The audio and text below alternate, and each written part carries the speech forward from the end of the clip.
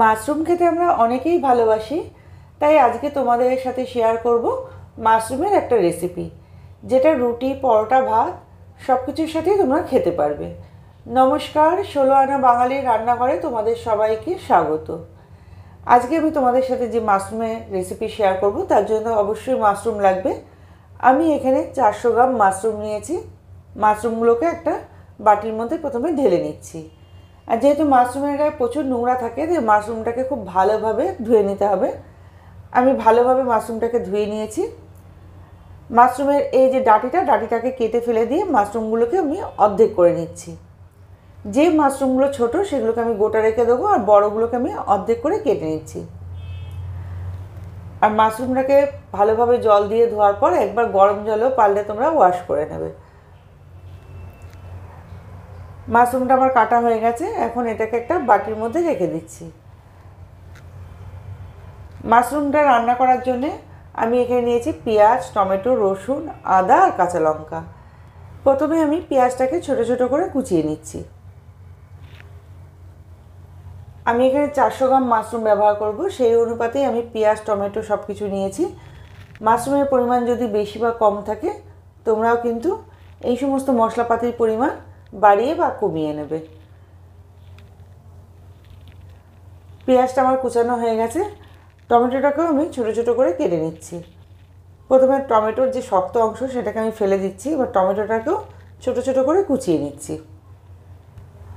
টমেটোটা আমার মিহি করে কাটা হয়ে গেছে। আর এখানে যে রসুন, আদা আর এই কাঁচা লঙ্কা রয়েছে, এটাকে আমি পেস্ট করব না, হামালদের সাথে একটুখানি কুটে নিচ্ছি। গ্যাসের পর কড়া বসিয়ে তেল দিয়ে দিয়েছি। এখানে আমি 2 টেবিল চামচ মতন তেল দিয়ে দিয়েছি। তেলের মধ্যে দিয়ে দিলাম হাফ চা চামচ গোটা জিরে ফোড়ন, দারচিনি, 2টো ছোটো এলাচ আর 2-3টে লবঙ্গ। এবার এই মশলাগুলো যখন ভাজা হয়ে যাবে তখন এর মধ্যে আমি দিয়ে দিলাম কুচানো পেঁয়াজটা দিয়ে নাড়াচাড়া করে পেঁয়াজটাকে একটু ভেজে নিতে হবে। পেঁয়াজটা যাতে নরম হয়ে যায় তাই এর মধ্যে দিয়ে দিলাম পরিমাণ মতন লবণটা দিয়ে নাড়াচাড়া করে পেঁয়াজটাকে একটু লাল লাল করে ভেজে নিচ্ছি। পেঁয়াজটা আমার লাল করে ভাজা হয়ে গেছে। এখন আমি এর মধ্যে দিয়ে দিচ্ছি কুচানো টমেটো আর হামালদিস্তাতে কুটে রাখা আদা, রসুন আর কাঁচা লঙ্কাটা। আদা, রসুন, কাঁচা লঙ্কাটা মিহি পেস্ট করবে না, তাহলে কিন্তু এটা টেস্ট ভালো হবে না। এইভাবে একটু হামালদিস্তাতে কুটে নিয়ে দেবে। এবার যাতে নরম হয়ে যায় তাই আমি 2 মিনিটের জন্য চাপা দিয়ে দিয়েছিলাম। 2 মিনিট পর চাপাটা খুলে নিলাম। টমেটোটা আমার নরম হয়ে গেছে। এখন এর মধ্যে আমি দিয়ে দিলাম সামান্য পরিমাণে হলুদের গুঁড়ো, 1 চা চামচ দিয়ে দিলাম কাশ্মীরি রেড চিলি পাউডার, এতে ঝাল হবে না, কালারটা খুব সুন্দর হয়। আর দিয়ে দিলাম 1 চা চামচ কিচেন কিং মশলা। এবার মশলাটা যাতে পুড়ে না যায় সামান্য পরিমাণে আমি একটু জল দিয়ে দিচ্ছি। এখন মশলাটাকে একটু কষিয়ে নিতে হবে। আমি এর মধ্যে আরেকটু জল দিয়ে দিলাম। এবার ভালোভাবে সব কিছু মিশিয়ে দিয়ে চাপা দিয়ে দিচ্ছি, যাতে মশলাটা খুব তাড়াতাড়ি কষানো হয়ে যায়। 2 মিনিট পর চাপাটা খুললাম, মশলাটা কষানো হয়ে গেছে। আবার একটু নাড়াচাড়া করে নিচ্ছি। দেখতেই পাচ্ছ মশলা থেকে তেলও ছেড়ে দিয়েছে। এটাকে 2 মিনিট নাড়াচাড়া করে নিয়ে এখন এর মধ্যে আমি দিয়ে দিলাম কেটে রাখা মাশরুমের টুকরোগুলো। এবার মাশরুমটা দেওয়ার পর মশলার সাথে খুব ভালোভাবে মিশিয়ে নিচ্ছি।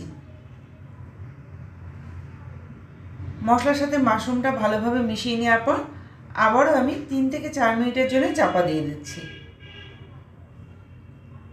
4 মিনিট পর চাপাটা খুললাম। মাশরুম থেকে প্রচুর জল বেরিয়েছে। এখন নাড়াচাড়া করে জলটাকে একটু শুকিয়ে নিতে হবে, তাহলে মশলাটা আর একটু ভালোভাবে কষানো হয়ে যাবে। মশলাটা যত ভালো কষানো হবে তরকারির স্বাদ কিন্তু তত বেশি ভালো হবে। এখন এর মধ্যে আমি দিয়ে দিলাম দুধের সর। আমি দুধের সরটাকে তুলে রেখে আগে থেকে একটু ফাটিয়ে রেখেছিলাম, সেই দুধের সরটা দিয়ে দিলাম। তোমাদের কাছে যদি দুধের সর না থাকে তোমরা 3 টেবিল চামচ মতন দুধও এর মধ্যে দিয়ে দিতে পারো, তাহলে তরকারিটা ভীষণই টেস্টি হয়। দুধের সরটা দেওয়ার পর আবারও নাড়াচাড়া করে মিশিয়ে নিয়ে এর মধ্যে দিয়ে দিলাম কেটে রাখা ক্যাপসিকামের টুকরো। এবার ক্যাপসিকামটা দিয়ে আবারও 1 থেকে 2 মিনিট একটু রান্না করে নিচ্ছি। 2 মিনিট রান্না করার পর মশলাটা যখন আরেকটু ভালো কষানো হয়ে যাবে তখন এর মধ্যে আমি দিয়ে দিলাম হাফ কাপ মতন গরম জল। যেহেতু এটা আমি ঝোল রাখবো না, একটু গামাখা রাখবো, তাই আমি এখানে হাফ কাপ গরম জল দিলাম। জলটা দিয়ে ভালোভাবে মিশিয়ে নিয়ে 2 মিনিটের জন্য চাপা দিয়ে দিলাম। 2 মিনিট পর চাপাটা খুললাম। যেহেতু জলের পরিমাণ অল্প আর মাশরুমটা আগেই নরম হয়ে গেছে, তাই আমি 2 মিনিটের জন্য চাপা দিয়েছিলাম। 2 মিনিট পর চাপাটা খুলে নিয়ে এলাম। রেসিপিটা আমার তৈরি হয়ে গেছে। এবার এটাকে আমি প্লেটে তুলে নিচ্ছি। এই রেসিপিটা কিন্তু রুটি, পরোটা, ভাত সব কিছুর সাথে খেতে ভীষণই ভালো লাগে। তোমরাও বাড়িতে একবার বানিয়ে খেয়ে দেখো, ভালো লাগলে আমাকে কমেন্ট করে জানিও। আর এরকম নিত্য নতুন রেসিপি দেখার জন্য আমার চ্যানেলটাকে সাবস্ক্রাইব করে পাশে বেল আইকনটা টিপে দিও, যাতে আমি নতুন নতুন ভিডিও ছাড়লে তার নোটিফিকেশান তোমরা পেয়ে যাও। লাইক করো, কমেন্ট করো আর একটু শেয়ার